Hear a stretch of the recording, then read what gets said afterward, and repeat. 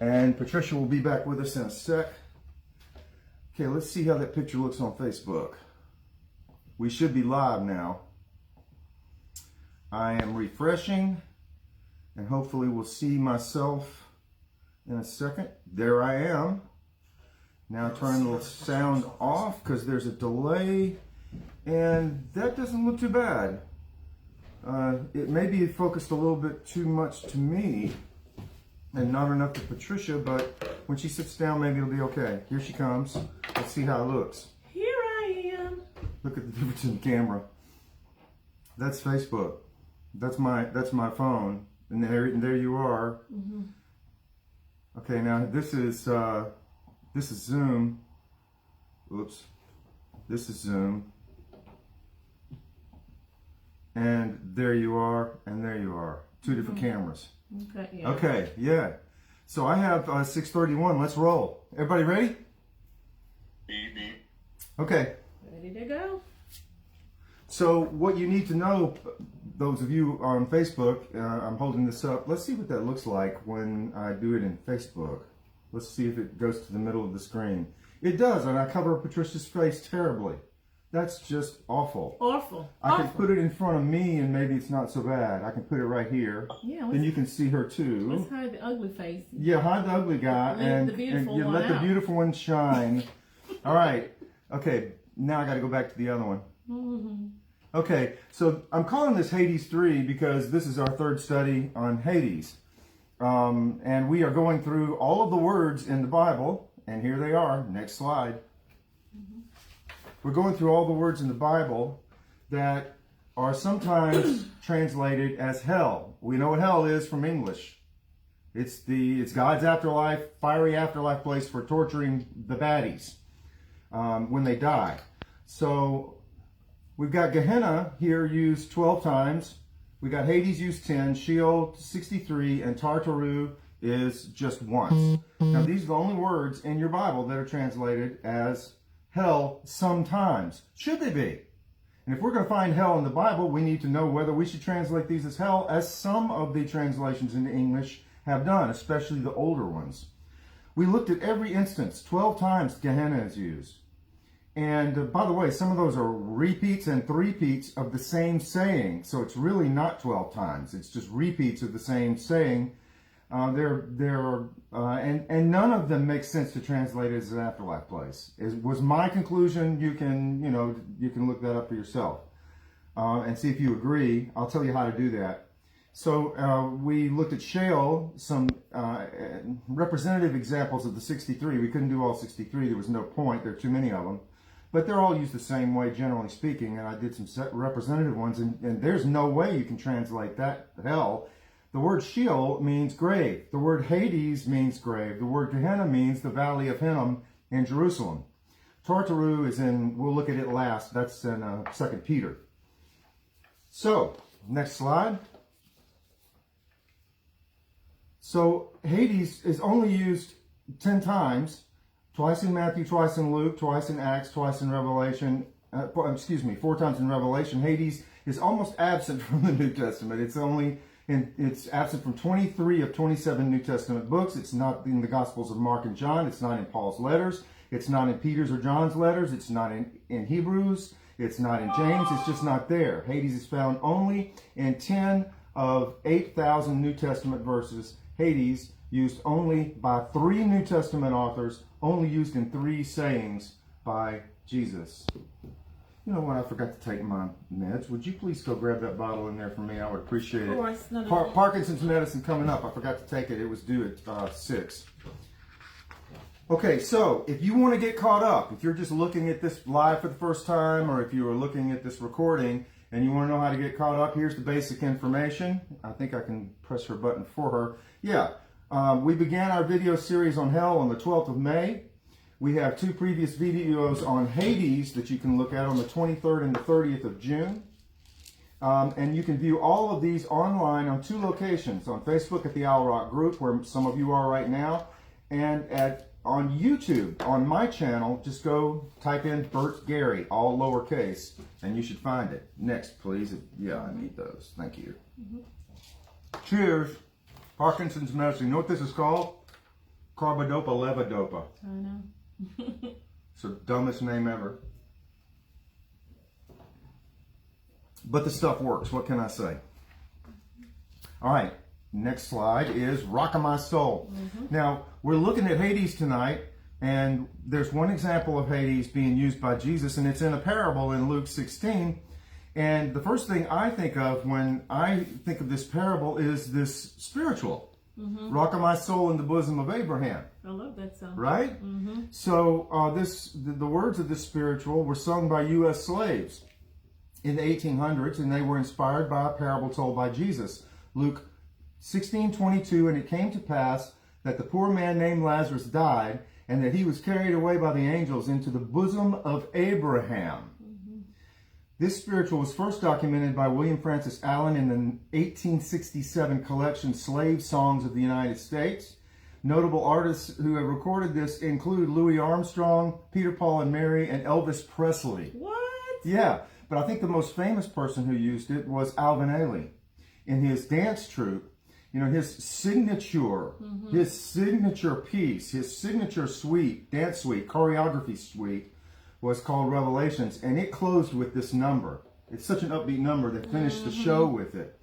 So that's where, so what does Rockin' My Soul in the bosom of Abraham mean in the context of the spiritual? It means that when you die, you go from slave to a dear child of God in the bosom of Abraham, being rocked like a baby. Rockin' my soul in the bosom of, that's really beautiful. And it brought hope to slaves. And I don't know, a lot of them couldn't read, so I don't know how they learned the parable. But somebody read it to them. Either someone learned to read, oh, rockin' my soul. Well, I know it like, rockin' my soul in the bosom of Abraham. Rockin' my soul in the bosom of Abraham. Rockin' my soul in the bosom of Abraham. Oh, rockin' my soul, rockin' my soul. There you go. All right, that's your entertainment for the evening. We'll be passing the hat later. All right, so what did in the bosom of Abraham mean? Now, of course, most people, like, I asked Patricia what it meant, and she said something like it meant like, you know, being close to Abraham in heaven and being close to God, safe place with God. It's like being in paradise or whatever, going to heaven when you die kind of thing. Well, it meant something much more specific than that. Take a look at this. Okay, so there's a picture of Lazarus. He's in the blue, and he is reclining at table, eating there on golden plates and golden goblets, all the food he wants, all the drink he wants. There he is reclining, quote, in the bosom of Abraham. Well, what does bosom mean? Kolpos is the word in Greek. It means the front of the body between the arms. It means the chest, the breast, the bosom. But it also means, in the Bible, figuratively, a place of honor and close fellowship at a meal. And literally, it means reclining on the bosom of the person next to you, especially if it's the person who's hosting the dinner. It means that you're in a place of honor and fellowship and acceptance and care and love. So if we were reclining on our left elbows right now, like this at the table, she's resting in my bosom. Oh. I'd rather rest in your bosom, but that's another subject altogether. and we'll do marital counseling later. I made her laugh. I love to make her laugh. Okay, so look at this. The metaphor to be in the bosom is derived from the custom of reclining on the couches or cushions at table, which prevailed among Hebrews during and before the time of Jesus. At dinner, each guest reclined on the left elbow to leave his right hand free to reach for food and drink. The head of one man was near to the breast of the man who reclined behind him, and he was therefore said to recline in the bosom of the other. It was also considered a mark of special honor for one to be allowed to recline in the bosom of the master of the feast or the host. And there's Lazarus. So in life, he wasn't reclining on the bosom of anyone. He was a poor man, a beggar, who wished he could just eat the crumbs from the rich man's table.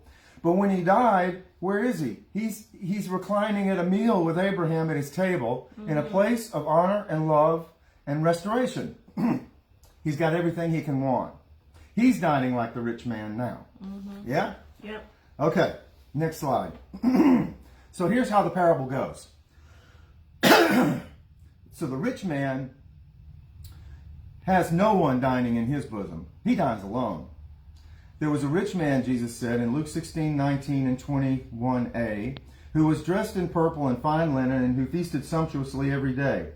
At his table lay a poor man named Lazarus, covered with sores, who longed to satisfy his hunger with what fell from the rich man's table. Next slide. Now here's Lazarus. He's in the bosom of no one. And it says the dogs would come and lick his open sores. And the humorous and disgusting implication here is that he's the meal.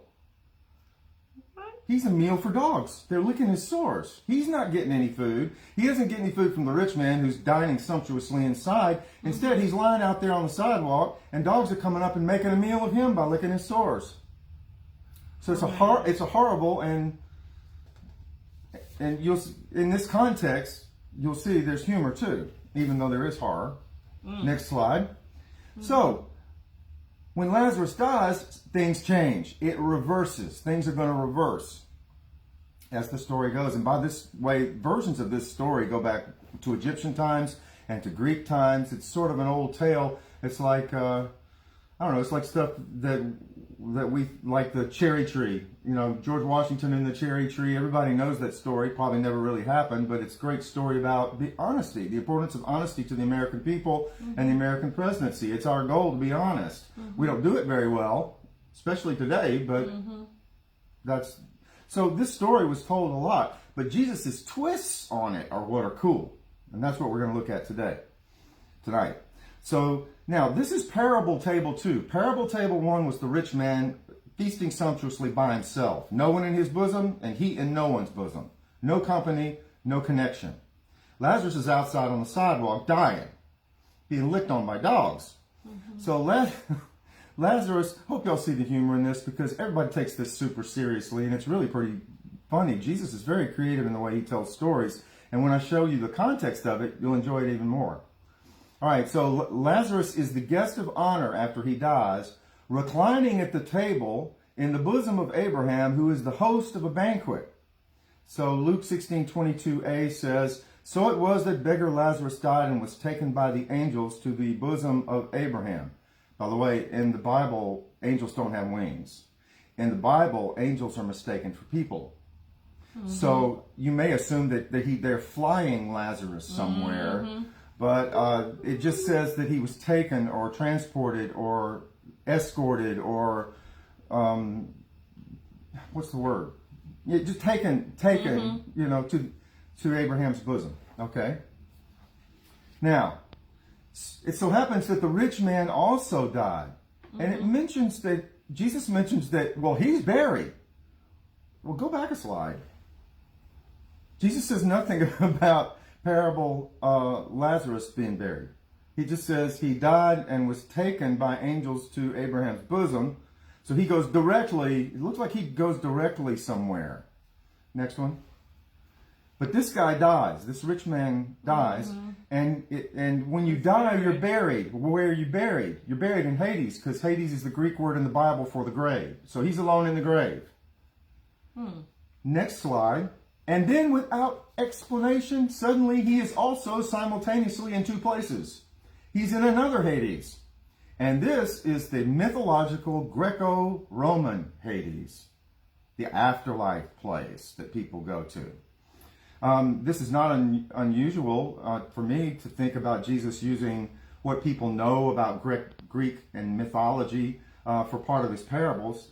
And the way he lets you know that he's doing it is he messes it up. He doesn't even put Hades in the right place, and he doesn't describe it correctly. Okay? It's very interesting. Listen to what he says. He says, after being buried in the grave, Hades, he's also in a place of Hades that's a place of torment. In Greek mythology, it's not a place of torment. It's a place of tedium. We'll get to that.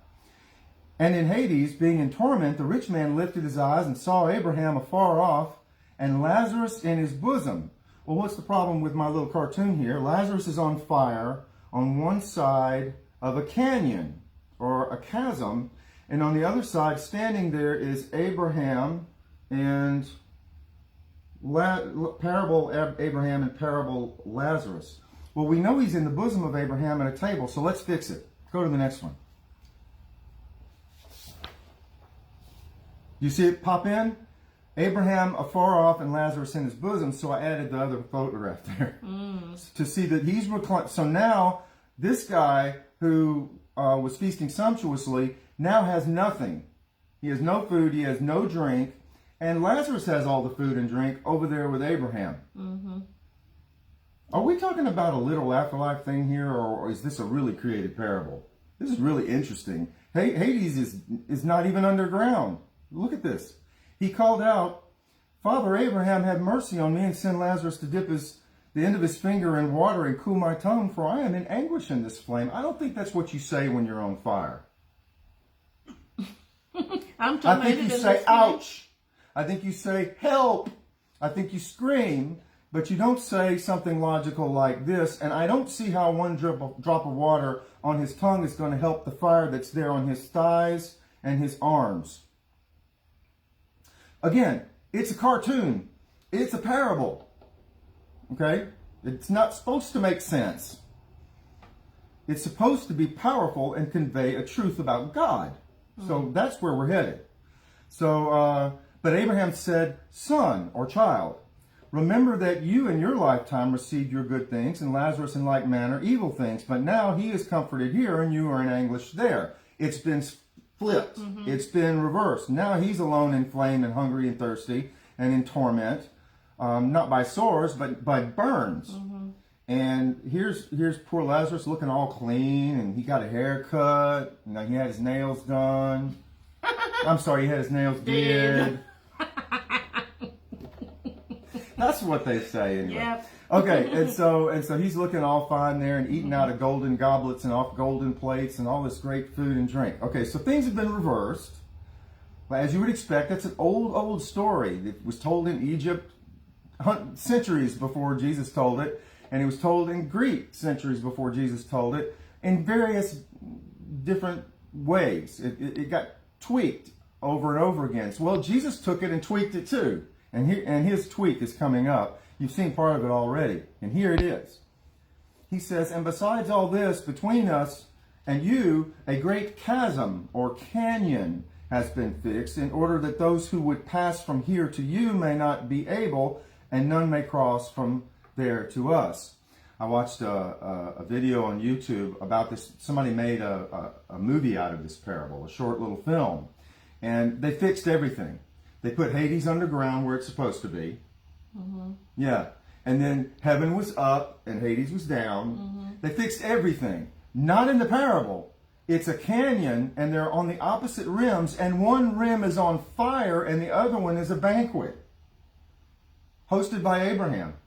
So you got a banquet on one rim, and you got Lazarus on, you got the rich man on fire on the other rim, and they're talking to one another across this great distance, and the dialogue is rather silly.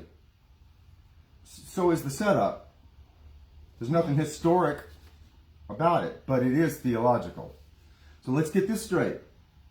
Okay, both parable characters died, and after that, things got weird. No burial is mentioned for poor Lazarus. All right. The parable rich man is buried in Hades, the grave. Lazarus is taken by angels to the rim of a grand canyon. The rich man is also tortured. He's buried in Hades, but he's also tortured in Hades, the Greek pagan afterlife, mythological afterlife, and it's placed on the opposite rim of the same grand canyon. Not in the canyon, on the rim of the canyon. So on one rim, Lazarus is in the bosom of Abraham, and on the other rim of this canyon, the rich man's on fire.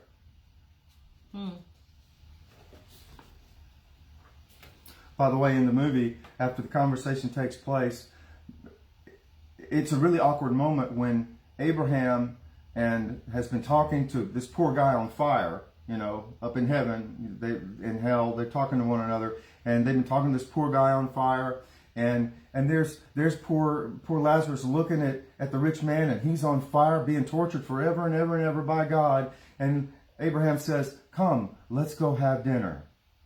And he's like, you could see it on his face. Something's wrong with this picture. How can I have dinner knowing that this guy's being tortured forever out here? That doesn't seem very pleasant. No. Anyway, it was an awkward moment. Marshmallows? I'm sorry? Those marshmallows? Yeah, anybody got any weenies and marshmallows? All right, so here is Jesus' playful creativity in high gear. Okay, mythological Hades is not a place of fire, and it's supposed to be underground. In this parable, Jesus doesn't name the burning afterlife place Gehenna, the Hinnom Valley in Jerusalem, which would have made more sense, because it is indeed, this valley was a place of burning child sacrifices, burning sewage and refuse, unpredictably and humorously. Jesus instead places the parable rich man in Hades. Everyone knew that Hades, of pagan Greek mythology, was not a place of fire. It was a tedious place, not a place of torture. And number three, also unpredictably and humorously, instead of placing Hades underground where it belongs, Jesus put Hades on the rim of a Grand Canyon. That's truly creative. Next one, please. All right, so here's parable Lazarus reclining in the bosom of Abraham. And now Jesus puts a real twist on this thing. And the rich man said, then I beg you, Father, send Lazarus to my father's house, for I have 5 brothers, so that he may warn them, lest they come to this place of torment. But Abraham said, you ain't getting out of this one. Things have been reversed, and it can't be fixed. They have Moses and the prophets. Let them hear them. And the rich man said, no, Father Abraham, they're not going to listen to all that religion and all that Bible. But if someone rises from the dead, you send Lazarus, they know he's dead. If he comes back alive, then they'll repent. Repent means change their mind. Metanoia, mind change. Abraham said to the rich man, if they do not hear Moses and the prophets, neither will they be convinced if someone should rise from the dead. Now in real life, who did Jesus raise from the dead in John 11? One of his best friends, whose name coincidentally happens to be Lazarus. And also Jesus too rose from the dead. That's right, Sheila. Lazarus. Okay, next. See where we're going? Now, you need to learn a new word. I know Gene already knows it, but some of you may not. The word is triclinium. It's the name they used for dining rooms going all the way back to Greco-Roman times, even before the time of Jesus, as early as 7th century BC. Okay? Tri means 3. Kline or kline means couch. Triclinium. 3 couches. The triclinium is a dining arrangement for family or social gatherings that maximize comfort, conversation, and ease of service. Notice, there are 3 couches shaped in sort of a U shape. Okay? People are reclining on their left elbows. You see it? And because it's open on one side, you've got ease of service. The servants can walk in and pour your wine, walk in, take your plate, whatever. Also, people are facing one another in this arrangement. Their heads are close to one another. It maximizes conversation. The cushions maximize comfort. And the arrangement of the couches in a U shape maximizes speed and ease of service. It was a very popular way to eat. They must not have COVID there. They're so close. They're not social distancing. They may have had the plague or something. I don't know what they had. I know one thing, they all died because this fresco right here is from, no, go to the next one. Oh, okay. This fresco right here is from Pompeii. Mount Vesuvius blew in, it's a volcano, it blew in 79 AD and buried the town in like 20 feet of ash, thus preserving the town in an incredible state of preservation. And here they are on a triclinium, and this is on the wall, painted on the wall of a triclinium dining room in an estate or villa there in Pompeii. And you can see them reclining on their left elbows, eating and waving and talking with their right hands and enjoying an evening meal together. So you recline on your left elbow using the provided couches or pillows to recline. You eat and drink with your right hand. Everyone is facing toward the center for ease of conversation, and those serving would have had ease of entry to the middle because one of the sides is open. In the U shape, it's open. They can go in. All right, next. All right. So here's a Pompeii triclinium, and it's in, the frescoes on the wall were very colorful, as you can still see some reds and blues and yellows and golds. But it was badly damaged because of Vesuvius. It was buried. But notice they didn't just use couches. This guy built his dining room with permanent. It's like made of stone or concrete or stucco or not stucco, plaster. And these are plaster couches. They're huge. And you could dine quite a number of people there reclining on their elbows, servants coming in and going out through the middle here to serve them. Can you see the three sides? Mm-hmm.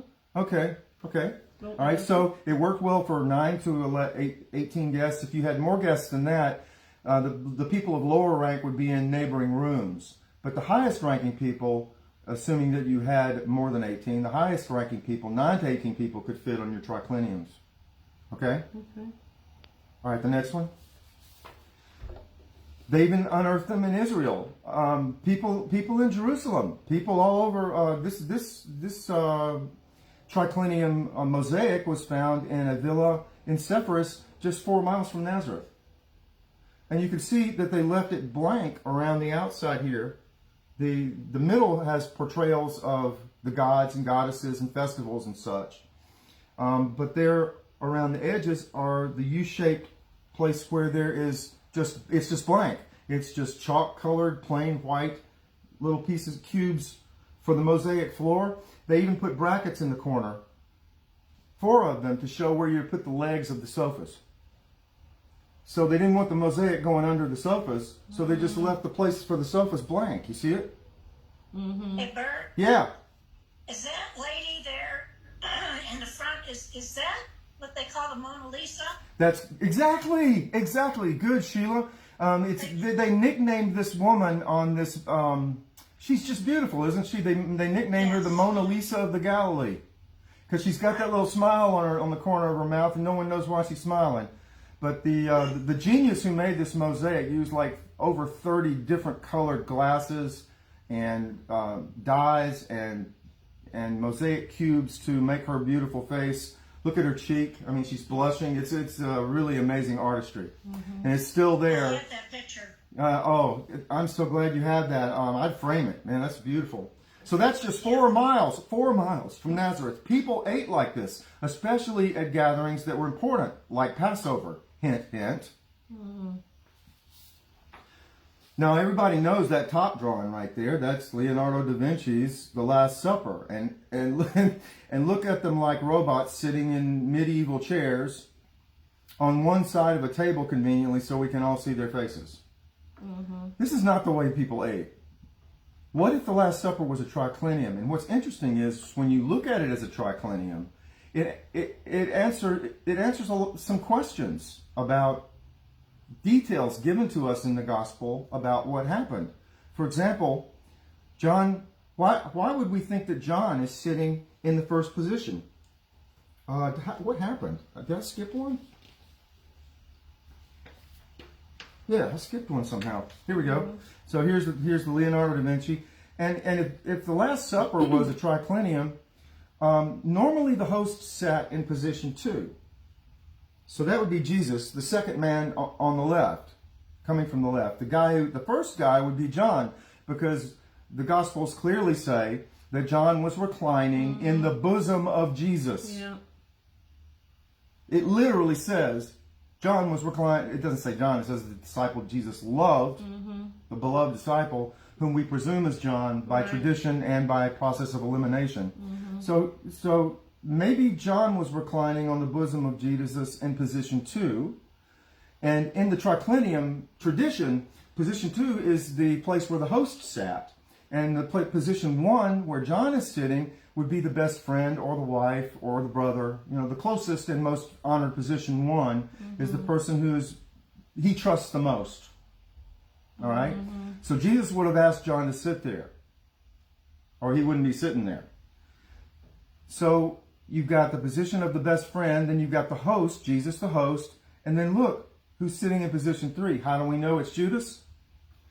Because he says, one of you will betray me, the one who's sharing this dish with me, the one with whom I share sop, and he handed him a piece. He's right behind Jesus. Jesus is reclining then, if the triclinium is right, Jesus is reclining in the bosom of Judas. And Judas's chair is known as the special chair too. It's the place for the guest of honor. Now, why would Jesus put that traitor in the seat of the guest of honor? I think it's exactly something that Jesus would do. He put him as the guest of honor. He called him friend. He shared the meal with him. He handed him a piece of sop. Guest of honor, Judas. Now, why would we think Peter is over here on the right, reclining on his left elbow? Because when Jesus says, one of you will betray me, in the scriptures it says that Peter asked John to ask Jesus who it was. Now, why is that necessary? If you know, what would make that necessary? Why wouldn't Peter just ask him? Well, if Peter's across the table in the last position, he's on his left elbow, John's on his left elbow, they are eyeball to eyeball, and it would have been easy for Peter to go, ask him who it is. Ask him who he means. See what I'm saying? Okay, so let's look at this. Next one. So you have John, Jesus, and Judas, and then Peter on the other side. Why is Peter in the last place? Well, Peter may have taken what Jesus said very seriously. He said, when you're invited to a banquet, don't sit in one of the high places. You might be humiliated when they ask you to move down for someone else more important. Sit in the last place. They might ask you to move up. And besides, the last will be first. The first will be last. And the one of you who wants to be the greatest must be the servant of all. And that's the servant's seat. Okay? Now, normally they would have hired servants or slaves that would take care of a meal like that. But in an upper room in Jerusalem where they're hiding out there, it might be that they didn't have a servant. So whoever's sitting in the last seat would be the one to serve. And look at the ease of access that he has to get to the middle of the table. He's closest to everybody of importance, and he's closest to be able to bring in the wine, the food, whatever is needed. So position 1 is a close friend. Position 2 is the host. Position 3 is the guest of honor. And the scriptures literally say in John 13:23, there was at the table reclining in Jesus' bosom one of the disciples whom Jesus loved. And whenever they say the disciple whom Jesus loved, that is presumed to be John. Yep. Notice that Judas is in the place of honor. All right, next one. Okay, just another drawing of the same. This is a triclinium, 3 couches. And we have John, Jesus, and Judas on the left, and we have Peter over on the right in the position of service, which is a good place to be. All right, next. Okay, so let's go to another dinner. This is another real dinner table in the Bible, and it's really weird. I won't go into detail. We should do a whole study on this. But the story of, there's a story in John 12 of after Jesus raised Lazarus from the dead, Lazarus wanted to throw him a big dinner in honor of Jesus. Well, there's also a dinner thrown by somebody in Mark's gospel that's almost identical. But the man who owns the house and who does the dinner is called Simon the leper. Look at this. Look at this. It says in Mark's gospel, while Jesus was at Bethany, well, Lazarus lived in Bethany, in the house of Simon the leper, as he reclined at the table, okay, but over here it says some 6 days before Passover, Jesus came to Bethany, the home of Lazarus, whom he'd raised from the dead, and there gave a dinner for Jesus. Martha served, and Lazarus was one of those at table with him. All right? Sounds similar, right? Well, get this. Mark says a woman came in with an alabaster jar of costly ointment of nard, and she broke open the jar and poured the ointment on his head. Well, over in John it says, Mary took a pound of costly perfume made of pure nard, anointed Jesus' feet, and wiped them with her hair. Well, it's a little different. Mary isn't named, and she anointed his head instead of his feet over here in Mark, but it's very, very similar. Then down here we have, but some were there who said that to one another in anger, why was this ointment wasted in this way? Couldn't the ointment have been sold for more than 300 denarii and the money given to the poor? Over here in John's gospel, very similarly, Judas Iscariot, one of the disciples, the one about to betray him, said, why was this perfume not sold for 300 denarii and the money given to the poor? It's almost word for word the same. Yeah. But Jesus said, leave her alone. In both of these stories, same exact identical words. She has anointed my body beforehand for burial. She bought it so that she might keep it for the day of my burial. Clearly, these are the same stories. So how come one story is about a guy named Simon the leper? Who owns the house? Is it Lazarus or Simon the leper? Well, unless somebody made a mistake and called the man the wrong name, it's got to be the same guy. Maybe he goes by two names. And this is not unusual amongst Jesus' followers. Think about Thomas. What did they call Thomas? What was his nickname? Didymus. Didymus, which means? Doubter. Nope. Twin. Oh. That's All right. right. Didymus, yes. Okay. And what about Simon Peter? His nickname is Peter. His real name is Simon. You know that, right? Peter's his nickname. It means rock. Rocky. Yep. Mary Magdalene. Some people think that she's called that because she's Mary from the town of Migdal. But the word means tower. And it always includes the word the in the Greek. Mary the tower. Maybe she was tall. Or maybe she was strong. Or maybe she was feisty. Or maybe she was defensive. I don't know. But she had a nickname. A lot of them had nicknames. He gave nicknames to John and his brother James. The sons of thunder. This was not unusual for people to have two names. Maybe Simon is his real name and Lazarus is his nickname. By the way, Lazarus is he's the only Lazarus in the New Testament. Well, it sounded like there were two. The one that Jesus raised. This is the same one? I He's from Bethany. He has two sisters. Okay. Remember, Martha said, if you had been here, my brother wouldn't have died. This is the same family. I count at least 6 occasions in Scripture where Jesus is spending the night or having dinner or staying at their home. And I think they stayed there a lot more than that. I think when Jesus came to festivals, Bethany was just over the other side of the Mount of Olives, within a couple of miles. I mean, it was a good place to stay. Lazarus was rich. He had a house that could accommodate everybody. He had food enough to accommodate everybody, table big enough to accommodate everybody. He had an expensive rock-cut tomb for himself out back. Those are very expensive. Most people are buried in the ground. He had a rich rock-cut tomb. In addition to that, he's got maybe $30,000, $45,000 worth of this ointment in the cupboard. I mean, they got money. So I think he stayed with them every time he came to festivals, or at least most times. They were very close. He called him friend. He said he loved him. So that's the deal. I said more about that than I meant to, but it was an interesting. So look at this artist's rendition. It's got problems that are interesting, but it gives you an idea of how this triclinium idea is trying to be incorporated by Bible school literature. This is Sunday school literature drawing, right? So we have Martha. This is Lazarus's house. This is Lazarus's table. He's the host. That's him right there.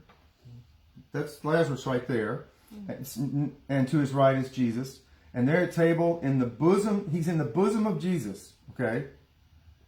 And he is the guest of honor. Now, Martha is over here.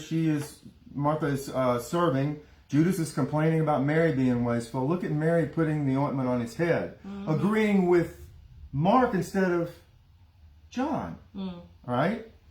And look, they're all reclining on their right elbow over on that side of the table. Why? Because if they were reclining on their left elbow, only their profiles would be showing and the piece of art wouldn't look as good. So the artist took liberties, not realizing he kind of messed it up. He put them on their right elbow. But if you put those men right there, those 4 men, if you put them on their left elbow, Lazarus is reclining at table in the bosom of Jesus, his guest of honor. He's sitting in the seat of the guest of honor. And the scriptures clearly say they threw a party for Jesus. It was in his honor. All right, next. The parable ends with this. Abraham says to the rich man in Hades, if your brothers will not listen either to Moses or the prophets, they will be convinced they will not be convinced, even if someone should rise from the dead. So sitting at this table, go back, are two people who rose from the dead. Lazarus was raised from the dead by Jesus, and Jesus in just 6 days is going to die. And on the third day rise. Two risen guys standing there. The parable ends with a statement about people not believing because someone would rise from the dead. This can't be a coincidence. This parable is connected somehow to this family. This is a real table, a real family, a real house, a real best friend named named Lazarus, whom Jesus loved. So here's what I think. I think that this parable, the only place that makes sense for this parable to have been told by Jesus from his own lips is at that dinner. I think he told that parable at the occasion of that dinner, and its context got lost over time. So it just got placed somewhere else in the flow of the narrative. Like over in Mark's gospel, it's placed in an area of arguments with the Pharisees over money. Well, this was about a rich man, so they just stuck the story there. But what if it was originally told by Jesus at the table?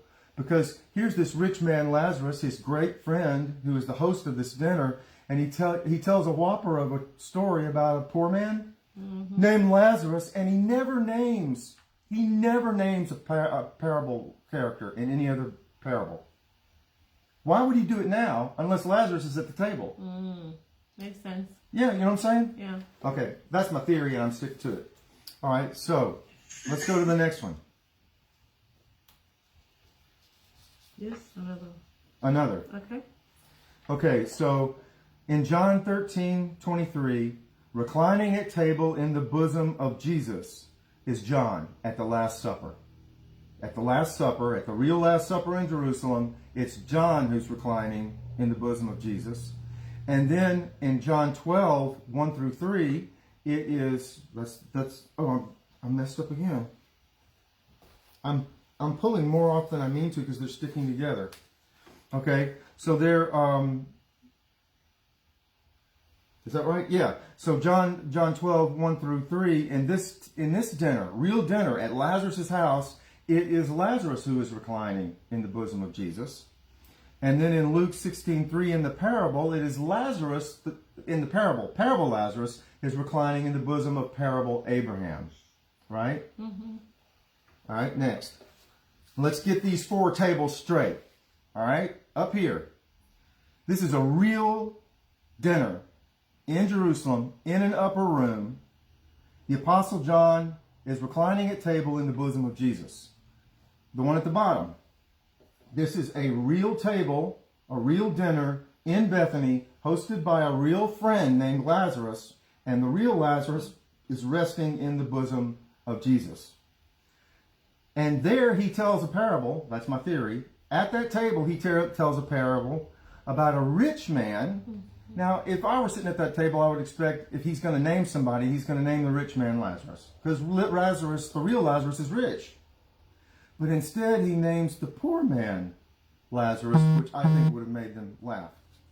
But this parable has 2 tables in it. The first table, the parable, rich man is dining alone. He has no one in his bosom, and he's in the bosom of no one.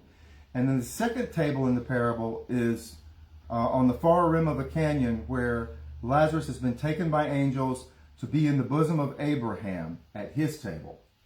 There are your 4 tables. 2 of them real, 2 of them parables, and at the one in Bethany, I believe that's where he told the parable about Lazarus and the rich man. That's my best guess. Okay, next.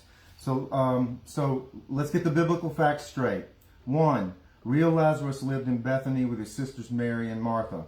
2, real Lazarus is the only New Testament person with that name. By the way, in the Old Testament, it's Eleazar in Hebrew. And there are a bunch of Eleazars in the Old Testament, but not in the New. Number 3, real Lazarus was ill. Number 4, Jesus loved real Lazarus. Number 5, Jesus called real Lazarus our friend. And number 6, real Lazarus died days before Jesus arrived in Bethany. 7, Jesus raised real Lazarus from the dead. And 8, real Lazarus, the host, invited Jesus for dinner as his guest of honor, and Lazarus was resting in the bosom of Jesus. All right? Wouldn't this be the perfect parable for Lazarus' dinner party? Jesus is in the home of a friend named Lazarus. Look at the purple.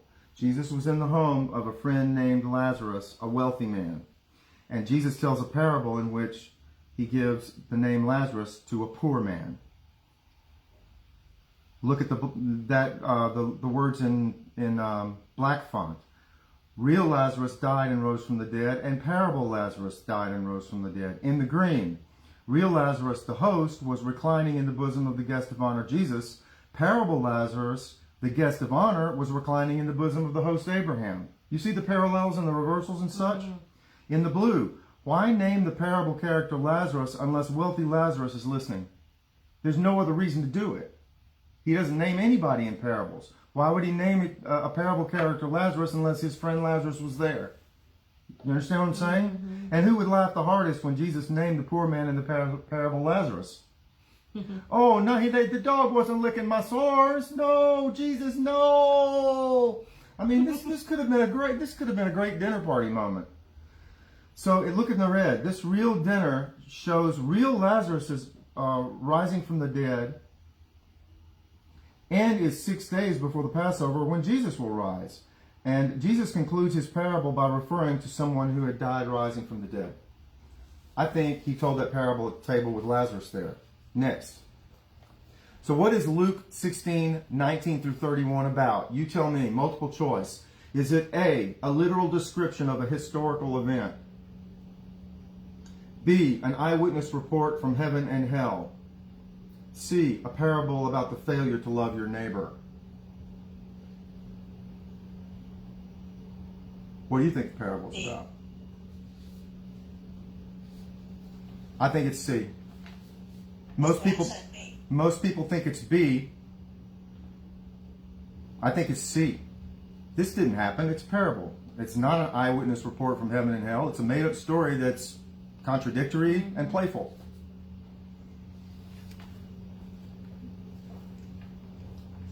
So what is it about? As you probably know, this parable is often touted as a documentary on the afterlife.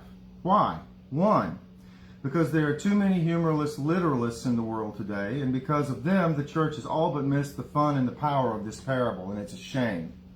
Number 2, and because humorless literalists are desperate for afterlife material, as there is much less afterlife emphasis in the Bible than people have been led to believe. They're so desperate for afterlife material that they'll turn this funny parable, this nonsensical cartoon of a parable, into an afterlife report from hell and heaven. So what is it about? Next. This parable says love today because a compassionless existence is hell, though one may not realize it until it's too late. The purpose of the parable is to awaken life-filled, self-sacrificing passion now and to fulfill the law of the prophets by loving your neighbor now. You shall love your neighbor as yourself, Leviticus 19:18. Jesus has given us a crafty afterlife cartoon designed to tickle and tease the imaginations of those who have ears. Jesus is piercing the heart with a playful drama. It's a life and death caricature of the failure to love. How desperate must you be for afterlife data to turn this delightful, intimate, love your neighbor farce into an unsmiling eyewitness report on the Hereafter channel?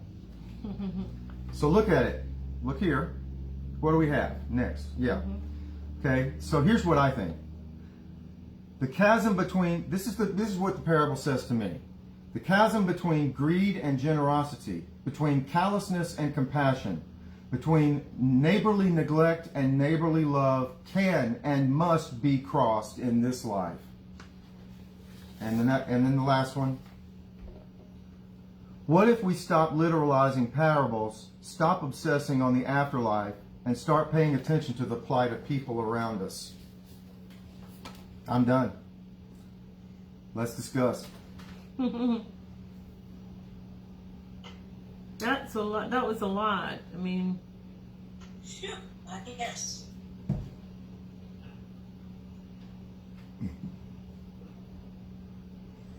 It's hard to unhear what you've always heard. It's hard to rewrite scripts that are, for some of us, 50 years old. But what I found in this parable was fun and playfulness at a dinner party. And the message is consistent with what Jesus taught about loving your neighbor and loving one another. So, I mean, to go back to the story with this great gulf fix. The great chasm. Yeah. Great gulf. And go and warn my brothers. How do you interpret that with this story about, excuse me, they didn't listen to Moses, but go and warn them not to come to this place of torment? I mean, that sounds literal. Why? What other explanation is there? It's a parable. To what's the moral of the story then? I just gave you the moral of the story. Let me read it again. Well, here they are.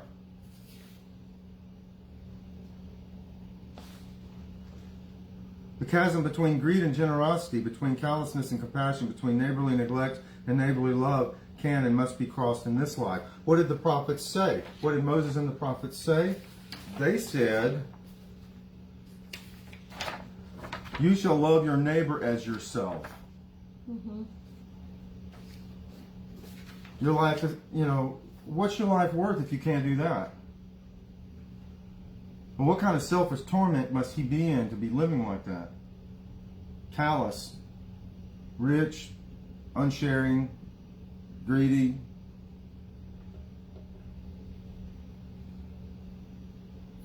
Go warn my brothers. Well, they have the law and the prophets. Go warn my brothers. Tell Lazarus to go warn my brothers. Send someone back from the dead. And the zinger, the real zinger in this is that Jesus says, if they don't listen to the law and the prophets, they're not even going to believe if somebody rises from the dead. And what a zinger for someone who just rose from the dead. Lazarus, sitting at the table, had just risen from the dead. And Jesus tells this whopper of a parable about someone rising from the dead, and they still don't believe. And they didn't. They still killed Jesus, who rose himself. It's a parable told at a table to a friend and those gathered, including the disciples and Mary and Martha. That's my theory. But the truth about whether my theory is true or not about where the parable was told, which is the only way it makes sense to me, because he never names anybody in parables, right? Mm-hmm. This is the only one. Lazarus, to me, has got to be there for telling this, which makes it humorous to me. But it's hard to see the humor when you've been told that this is a description of what's going to happen to you, and this has been used to threaten people and frighten them and manipulate them emotionally for centuries. And you still want it to be literal. I'm trying to understand it otherwise. I'm trying to explain it otherwise. I'm trying to take it in and absorb. Well, how does that what feel? You just said. How does that feel? I mean, what's the struggle that you're having to absorb that possibility? I mean, you don't have to believe me, but why is it hard to see it as a parable? Because I'm trying to understand the meaning behind it. All parables, if there's other meaning. Well, the meaning behind it is the humor of this poor guy being tormented in a place that doesn't exist. Okay? It doesn't exist. Hades is mythological afterlife. Jesus put it in the wrong place and put it on fire. Okay? The whole thing is a farce. So he's over there and he's being tortured, and he says, oh, boy, I wish that my brothers knew that you're supposed to love your neighbor. Maybe if Lazarus, who's now risen from the dead, would go tell them, maybe they'd believe. And Jesus says, nah, if they didn't believe the law and the prophets, they're not going to believe him either. It's beautiful. It's funny. It's playful. It's creative. But it's been so literalized and so seriously. It's been so humorlessly told to threaten people that no one can see the humor in it. Thus, your struggle right now to see the humor in this parable. It's funny. I'm telling you, if you take your afterlife glasses off and see it for what it is, it's a really great parable. Oh, there they go. There go the glasses. Are these the afterlife glasses? Let me put them on. Okay, I've got my afterlife glasses on. It's not a parable. You're going to hell. Shouldn't those be rose-colored?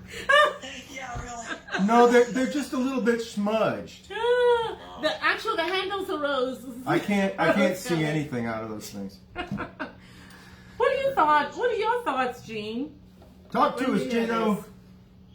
Think of a punchline rather than a moral of the story. Yeah. Because the moral of their day was reward and punishment, kind of like some theology today. And it was a way of scaring people into the arms of God or Jesus or church or the offering plate. Mm-hmm. But think of it in a humorous part, and I think we miss the humor in a lot of Jesus' parable. It's more of a punchline, just to get your attention. And the fact that he tells it with Lazarus sitting there with a completely straight face. He's the Charlie McCarthy dummy. Lazarus never says anything about what happened when he died. No. Never gives a report. No. As far as I know, Eleazar was mute. Yeah. The sisters did all the talking. Yeah. Not like some families I know. Uh-oh. Uh-oh. The feminist police are coming, Jane. Look out. It is great punchline. I think the first great punchline and the real shocker at the beginning of the parable is he's never named anybody in a parable before, and he's sitting at the table with his closest disciples who've heard them all multiple times in various variations and versions. And so he's telling them something new, and they're going, wow, he's starting a parable about a rich man. And then he says, and then there was a poor man, and he was a beggar, and he was being ignored, and he was starving, and he wanted the crumbs, and the dogs were licking his sores, and his name was... And Jesus had never named anybody in a parable before, and he's sitting at Lazarus' table. This is my theory. He's sitting at Lazarus, and his name was, and who is right in front of Jesus at the table? Bosom to bosom. Lazarus is in the bosom of Jesus, so all that Jesus has to do is lean in and go, his name was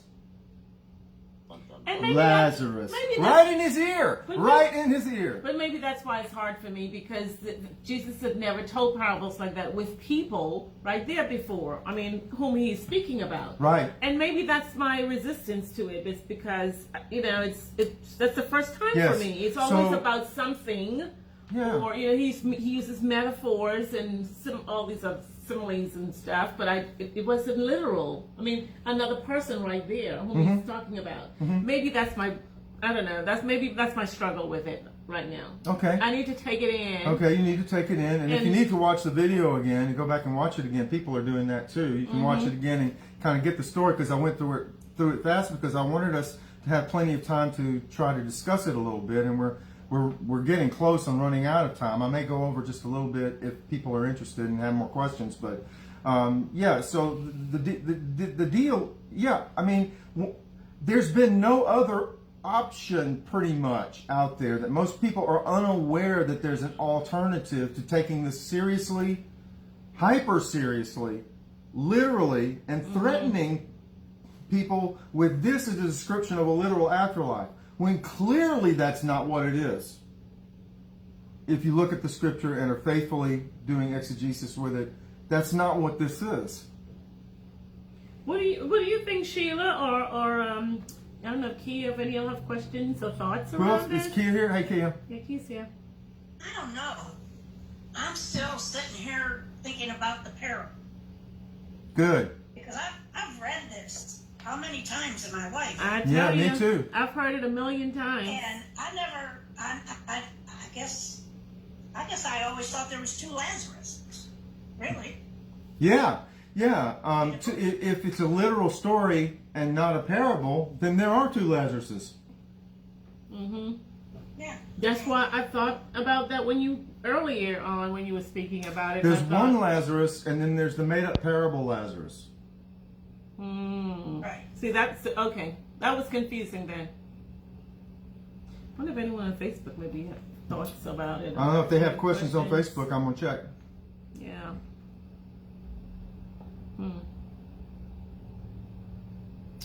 We got 9 people here, but I'm not seeing a comment yet. Well, you meant to move it. I think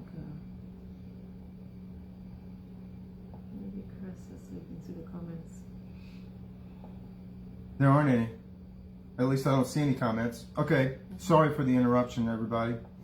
I'm just checking to see if there were comments. There were 9 people on Facebook, but none of them commented that I could see yet. That could be a glitch, and if it's true, anybody who commented on Facebook, if I find them later, I will respond to you personally. I may even call you. Whatever you want me to do. All right. Yeah, this is. So we've looked at one of the 10 examples. This is the 6th one we've looked at of Hades. My conclusion is that you absolutely cannot translate this as hell, because first of all, even though we have a place of torment, it's clearly a cartoon on a myth. It's a cartoon on a Greek myth. Well, see, I've always understood the bosom of Abraham as heaven, a safe place where Lazarus was resting. But what's interesting is Jesus never uses the word heaven. In fact, he doesn't call the afterlife heaven. He called it paradise one time, but he doesn't use that word either. So there are lots of things left out and lots of weird contradictory things added, and he uses mythological Hades to tell an old story and put a new twist on it. And he used Greek mythology that everyone knew to do it, and he messed up Hades by putting it on a canyon rim instead of underground, and he set it on fire when he could have used Gehenna. And by the way, the canyon wasn't on fire. The rim, the opposite rim of the canyon was on fire. This is funny. Come on, people, lighten up.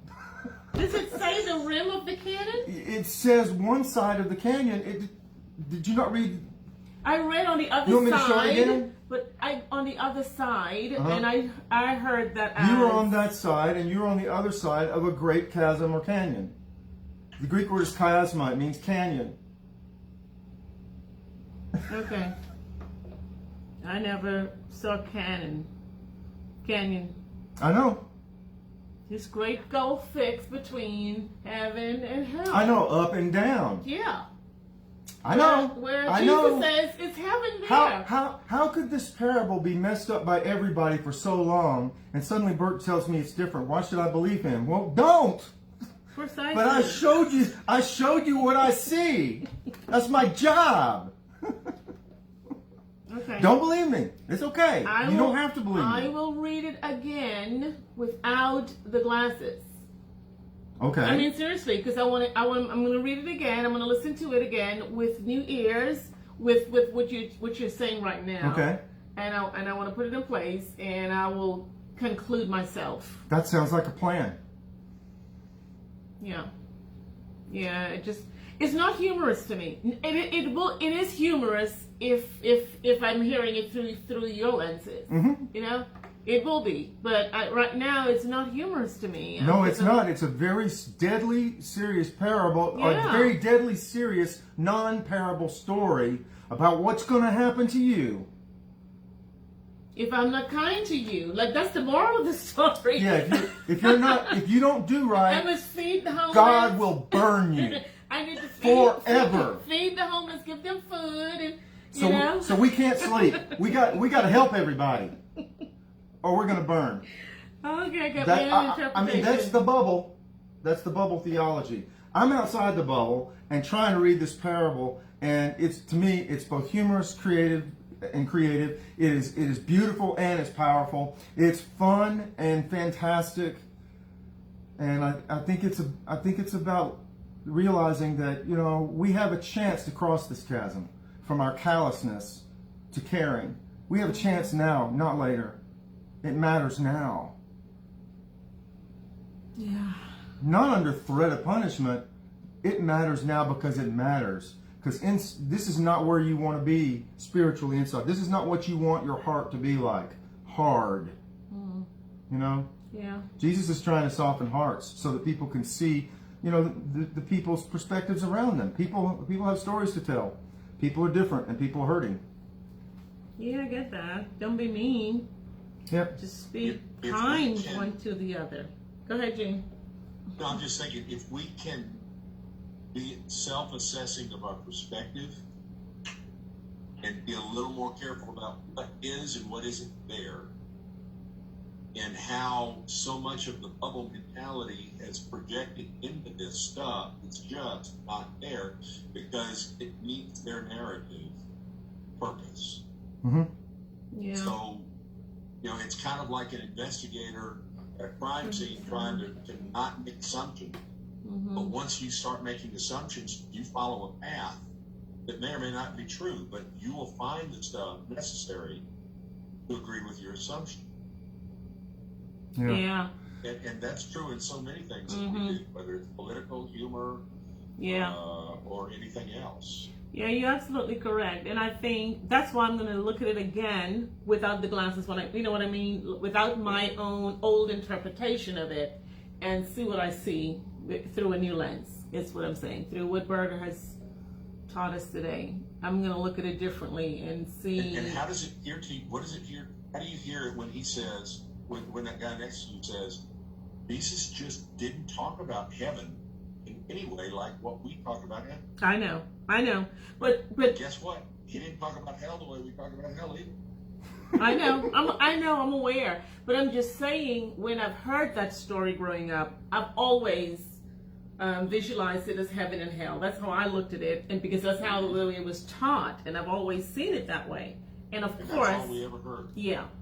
Even though the word was never mentioned, we assume in Abraham's bosom this has to be where Jesus is, and where Jesus is, like the song said, it's heaven there. It's got to be heaven there wherever Jesus is. So it's like if he's in the bosom of Abraham, with God in this nice safe place, then that must be heaven. We put our own. I understand. I get that. We put our own interpretation on that. If your narrative and your agenda is that the gospel is trying to stop God from torturing you, and if your methodology is to use fear and threat to manipulate people to give and to attend, then when you read this parable, you see an opportunity here to use it.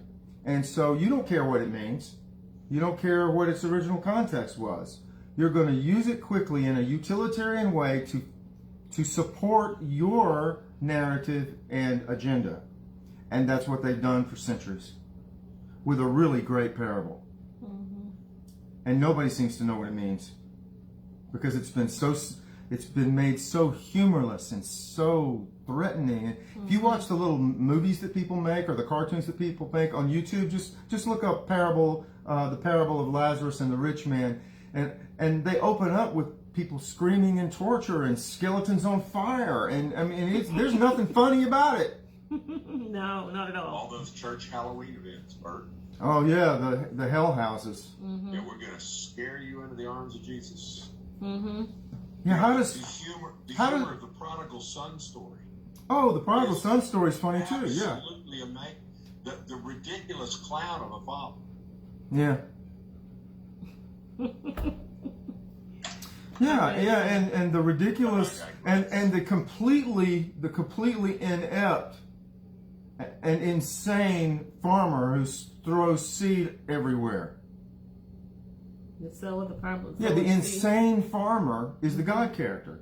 Jesus' parables are funny, but they're not funny to anybody who went to church growing up. Pretty much, that's an overstatement, but his stories are funny, and we miss the humor because humorless people have been preaching these seriously and using them to manipulate us and scare us for a long time. And it's unfortunate.